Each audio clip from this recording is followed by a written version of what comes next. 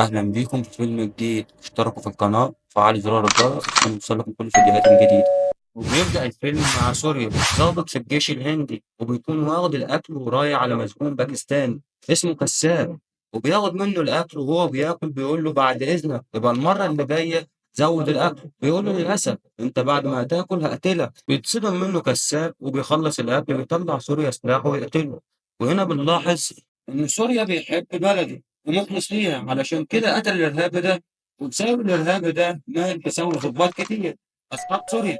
وبعدين بعد اللي عمله سوريا اتقدم للمحكمة، وبيكون سوريا واقف ساكت علشان قتل الدليل الوحيد في القضية. وبسبب كده الجنرال انفصل عن العمل. وبعدين بيروح سوريا لضابط سابق كان في الجيش في مقام أبوه، وفضل سوريا يتكلم معاه علشان يرجعه تاني للجيش. وراح قابل الجنرال ووافق انه يرجعه بس بشرط واحد، ان سوريا ياخد الموافقه من الدكتور ومن اهم دكاتره علم النفس وبيكون مشهور جدا، وده بيكون ابو سوريا.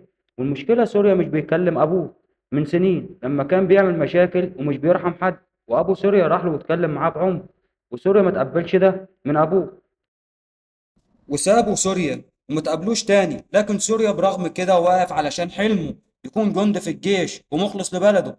وفعلا راح وقابل ابوه رام.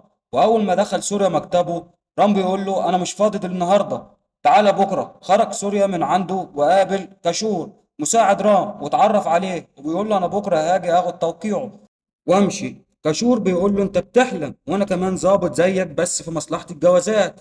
كوني هنا علشان اخد منه توقيع، وبقالي معاه سنة ولسه ما خدتش التوقيع، لدرجة اني اشتغلت معاه مساعد. وتاني يوم راح سوريا لرام علشان ياخد منه التوقيع. لكن رام فضل يعمل معاه تحليل نفسي عشان يقيمه. وبيسأله رام أول سؤال عن عيلته. بيرد سوريا وبيقول له أنا متخانق مع أبويا من 10 سنين ومعرفش عنه حاجة. يبقى أسأله هو، ويا ريت تقعد مع نفسك وتاخد قرار لأنك أبويا. وسأل رام عن حبيبته، بيقول له أنا محبتش حد غير بنت اسمها فرشة. ويفكر سوريا لما اتعرف عليها لما ضرب شاب كان بيعاكسها، وراح ضربه وخلاه يعتذر لها. وبيمسك سوريا الجيتار بتاعه ويفضل يعزف عليه. وبعدين جات له فرشة واتكلموا مع بعض. وتاني يوم فرشة خدت سوريا علشان تعرفه على عمها اللي مربيها وهو في مقام أبوها.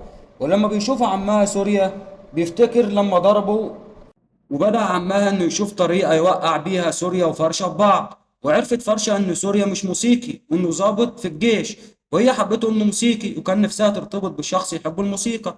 وراحت تتكلم مع سوريا وتأكدت إنه فعلا ضابط في الجيش، وقرروا يبعدوا عن بعض. ودخل سوريا في حالة اكتئاب. وبعدها بكام يوم جات له فرشة وقالت له إنها بتحبه بس لازم تقنع عمي. بيقول لها عمك مش هيقتنع. وبدأ سوريا يتخانق معاها. راح عمها دخل عليهم فراح سوريا ضربه تاني. وبعدها سوريا بيكون خلاص خلص الحكاية، قال له رام الجلسة كده خلصت وهنكمل بكرة. خرج سوريا مع كاشور وهم قاعدين شاف فرشة، وأول ما شافته راحت له وقعدوا مع بعض واتصالحوا والدنيا بقت حلوة تاني. تاني يوم بيروح سوريا الجلسة الجديدة مع راما، وهنا بيتخانقوا مع بعض. تاني يوم وحس سوريا إن أبوه مش عايز يديله التوقيع وعايز يدمر حياته. بيتعصب راما وبيقول له أنا أصلا مش معتبرك ابني ولا كنت حابك تكون في حياتي. فبدأ سوريا يتعصب ويكسر كل حاجة في المكتب، ويقول لأبوه أنت مش معتبرني ابنك بس أنا ابنك وهفضل نقطة ضعفك طول عمرك، وهتفضل خايف إن حد يعرف إني ابنك. بيقول له رام كلامك ده ميهمنيش. وبيعمل رام اجتماع على طول ويطلب الطلبة بتوعه، وبياخد سوريا معاه وبيقول قدام الكل إن سوريا ده ابني بس انا مش فخور بيه. وبيبص لسوريا ويقول له انت هنا علشان تتغير، وانا مش هديك التوقيع ده غير لما فعلا تتغير. وانا بتحداك قدام كل الناس انك في 21 يوم من اول بكرة لو قدرت تسيطر على غضبك اجي قدام الكل واوقع على الورقة بتاعتك. وبيوافق سوريا على التحدي وبيسيبه ويمشي. واول ما يمشي في الطريق بيكون واقف بسبب رجالة شالة، وده بيكون اخطر رئيس عصابة في المدينة. وبيكونوا بيعذبوا في واحد وبيضربوه قدام الناس. وبيفضل سوريا يدوس على التلاكس عشان يمشي الطريق. وبيروح واحد من عصابة شالة وبيكسر ازاز العربية. وبتعصب سوريا جدا وبيفضل يضرب فيهم كلهم وبيخلص عليهم. وبيروح لابن شالة وبيضربه هو كمان. اياك تقول تاني انك ابن شالة علشان مش هيقدر يجيب لك حقك من كل الناس. وبيقول له افتح الطريق. بيخاف ابن شالة وبيفتح الطريق، وهو رايح سوريا العربية عشان يمشي بيشوفه كشور، بيقول له انت ايه اللي عملته ده وانت لسه قدام الناس متحدى ابوك ودلوقتي بتتخانق في الشارع؟ بيقول له سوريا التحدي من بكرة، لكن النهاردة انا اعمل اللي انا عايزه.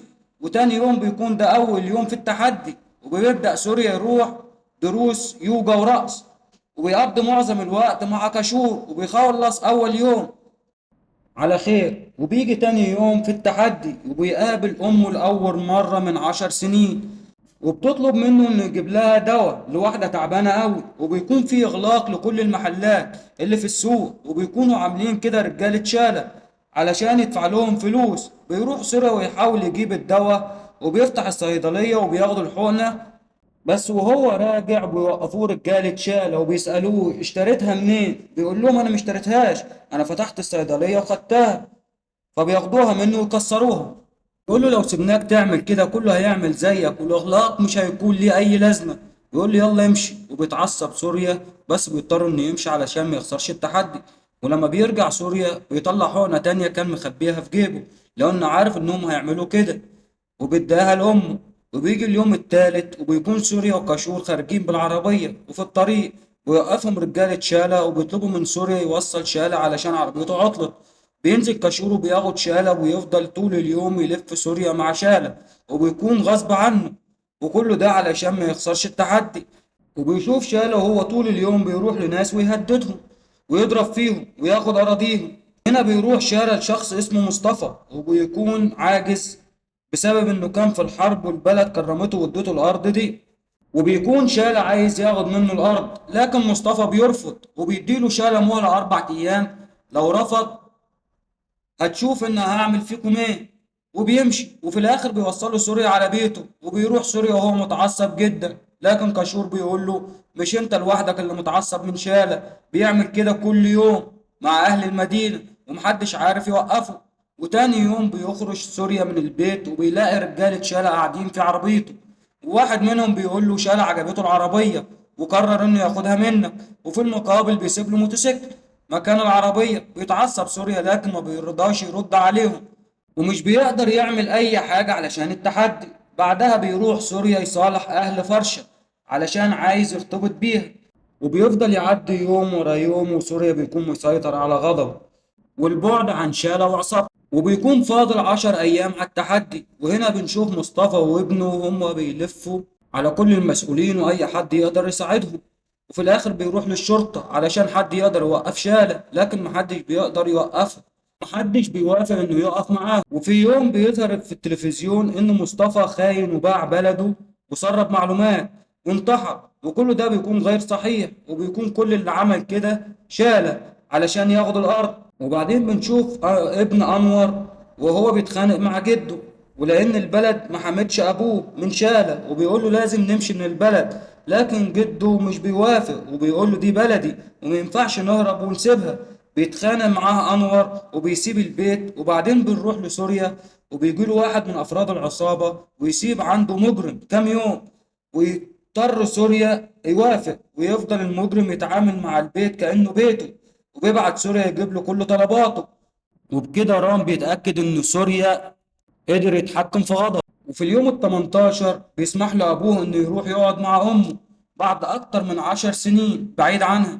والحياة بتتغير بالنسبة لسوريا، وبتمر الأيام وهو مع أمه وإخواته وحبيبته. وبيكون بقى يوم واحد ويخلص التحدي، وبتيجي الشرطة تاخد سوريا عشان يستجوبوه علشان أبو مصطفى بلغ إنه ابنه اتقتل مش انتحر. وبتكون الكاميرات ما جابتش غير سوريا في المكان، علشان كده بيستجوبوه. لكن سوريا بيقولوا أنا معرفش حاجة، وبيخرج سوريا وهو متضايق من نفسه لأن كذب وضيع حق حد علشان التحدي. بيحس إن بداية خسران من نفسه. وهنا بيكون نهاية التحدي، وبيكون كله حاضر. وبيقول رام إن سوريا كسب التحدي، لكن سوريا بيوقفه ويقول له أنا بسبب التحدي خسرت نفسي وشخصيتي وبقيت إنسان تاني، وعلشان التحدي ضيعت حق إنسان. وبيرفض سوريا إن أبوه يوقع له على الورقة، وبيخرج كل الناس وبيسقفوا له علشان ياخد حق مصطفى. وبيروح عند أرض مصطفى وبيكون هناك كل عصابة شالة، وبيكون ابن شالة موجود. وبيفضل سوريا يضرب فيهم كلهم، وبيروح لأبو مصطفى ويعتذر له إنه كذب وإن ابن شالة هو اللي قتل ابنك قدامي، وبيروح يكمل ضرب فيهم وبياخدوا عربية ويهربوا، ويركب سوريا جرار ويروح وراهم ويولع في عربيتهم وينزلوا منها قبل ما تنفجر، وبيكملوا هروب في وسط الأراضي الزراعية، وبيكمل سوريا وراهم ويولع سوريا في الأرض علشان يخرجوا منها. ولما بيخرجوا بيروح لابن شالة وبيكسر في عظمه ويقول له للكل إن الأرض دي وكل اللي فيها تحت حمايتي من النهاردة. واللي بيتبقوا من العصابة بيروحوا يحكوا كل اللي حصل لشالة، وبيعرف باللي حصل وإنه سوريا خاطف ابنه، وفجأة بيلاقي سوريا عنده في البيت، وبيقعد سوريا على ترابيزة الأكل وبتهجم عليه العصابة وهو قاعد بيضرب فيهم. وبعد ما بيخلص بيروح يقعد على الكرسي بره، وشالة مش بيقدر يعمل معاه حاجة علشان عارف إن ابنه معاه. وبيسأله شالة أنت عايز إيه؟ بيقول له سوريا اللي عايزة ترجع أنور ابن مصطفى، لأن بسبب اللي أنت عملته ده مع أبوه كره البلد وهرب. وبتكون الناس عرفت كل الحقيقة والأخبار بترجع تتكلم على مصطفى. كل ده وعصابة شالة بتفضل تدور على أنور في كل المدينة، وفي الوقت ده بتكون كل الناس عرفت بالقصة بتاعت مصطفى. وفي الوقت ده بيكون أنور في مومباي وانضم لجماعة إرهابية، وبيكون رايح ينفذ أول عملية ليه. والراجل اللي رايح يقتله بيوري له صورته وبيقول له إحنا بندور عليك، وبيعرف أنور الحقيقة ويرجع أنور لبلده. لما حس إن حقهم رجع، وسوريا اللي خلى الناس تحب البلد، أما رام بيكون فخور بابنه وهو فعلا خسر التحدي بس بقى شخص عظيم. وبيمضي رام على الورقة وبيديها لسوريا، فبيعيط سوريا من الفرحة وبيحضن أبوه. وبعد كده بنشوف سوريا وهو أخيرا حقق حلمه وبقى جندي على الحدود. يا ريت لو عجبكم الفيديو اشتركوا في القناة وفعلوا زرار الجرس ليوصلكم كل فيديوهات الجديدة. سلام.